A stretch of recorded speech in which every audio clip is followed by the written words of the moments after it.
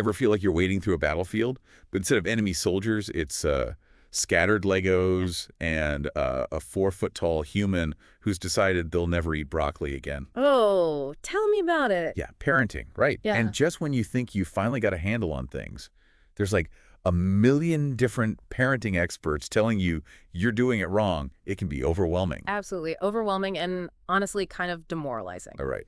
So today we're diving into Jordan Peterson's take on discipline. Oh, interesting. And before you think, wait, isn't he like The stern professor guy. Yeah, we're actually going to find some surprisingly practical advice here. Okay, that's good to hear. Yeah. I'll admit, he's not always the first person I think of for, warm and fuzzy parenting tips. Right. But that's kind of what I like about his approach. Yeah. He gets that real-life parenting. It's messy. It's not about achieving some picture-perfect ideal. And that's where you come in. You're going to help us unpack some of these sometimes complex ideas and figure out how they actually work in, the trenches of everyday parenting. I'm happy to. It's about creating a family life that works, one where everyone feels respected, including the parents. Okay, sign me up for the parents feeling respected part. So how do we get started with this whole Jordan Peterson approach? Well, he talks about these two fundamental principles, minimum necessary rules, and this idea of using the minimum necessary force. Okay, force sounds a little intense when we're talking about, raising decent human beings. Yeah, I know, right? But it's not about, actual physical force or anything like that. It's more about responding to your child with just enough intervention to actually get the outcome you want, which is hopefully a well-behaved, respectful kid. Okay, I'm liking where this is going. So less is more when it comes to discipline. What about the rules? Is Peterson saying to just throw out all the rules? Not exactly a free-for-all, right? Right. But it's not about having a million rules either. Exactly. He's not advocating for total anarchy, but Peterson does warn against overwhelming kids with a ton of rules. If you're constantly telling them, don't do this and don't do that, it's like they just tune it out. Oh, yeah, it's like that old saying, when everything is a priority, nothing is. Yes. He actually says that having too many rules can actually make kids respect all rules less. Interesting. So instead of trying to, micromanage their every move, he suggests focusing on just a few really important non-negotiable rules. The minimum necessary rules, as he calls them. Okay, so we're trading micromanaging for macro parenting. But how do we choose which rules are the make or break ones? It all feels important when you've got a toddler who's using your new rug as a finger painting canvas. It really comes down to what are the values you want your kids to carry with them, even when they're, grown up and out of the house. What are the fundamental principles that should guide how they behave in the world?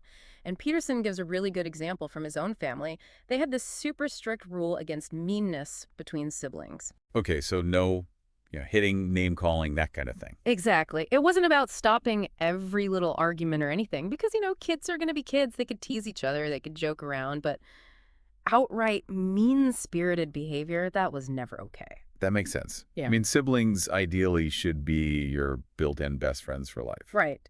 And that's what he was going for. By establishing this rule early on, he was setting the stage for them to build this strong, supportive relationship that would hopefully last a lifetime. And I'm guessing that having fewer but really important rules made family life a bit more harmonious. Absolutely. It frees you up to focus on those positive interactions, Instead of constantly being the bad guy, you can actually enjoy your kids and build that strong connection. But it's not just about what rules you choose, it's also about how you enforce them. And that's where that minimum necessary force idea comes into play. Okay, so how do we actually use this minimum necessary force thing without feeling like we're laying down the law, drill sergeant style? Think of it more as calm assertiveness, I guess. Peterson's really big on the idea that you need to adjust your approach based on your child's personality. What works for one kid might totally backfire on another. Oh, 100%. My oldest is like the queen of, I'm sorry, you just give her a look and she knows. But my youngest, totally different story. Yeah, and Peterson talks about how his son and daughter had really different temperaments too. With his daughter, a look of disapproval or even just a simple verbal correction, that was usually enough to stop whatever behavior, But his son was way more strong-willed, so he definitely needed a firmer hand. Okay, so what works for one kid might not work for another. Makes sense. So for those of us with kids who are, shall we say, a little more strong-willed, what does Peterson recommend? So we've Yeah. talked about simplifying the rules, staying calm but firm. But what about when, well, they just don't listen, when they push it too far? Well, that's where Peterson's timeout strategy comes in. But it's not about, the traditional go sit in the corner for 5 minutes kind of thing. Oh, okay. So how are these Peterson timeouts different?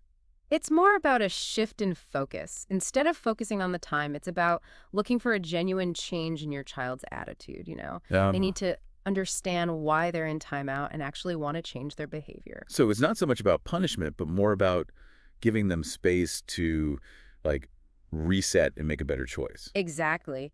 And this is where it gets really interesting. Peterson talks about how he'd give his son a timeout and he'd say something like, okay, it's time to take a break until you're ready to be civilized. I love that. Straight to the point. Right. And remember, his son was that strong-willed kid, so of course there was some resistance at first. But here's the important part.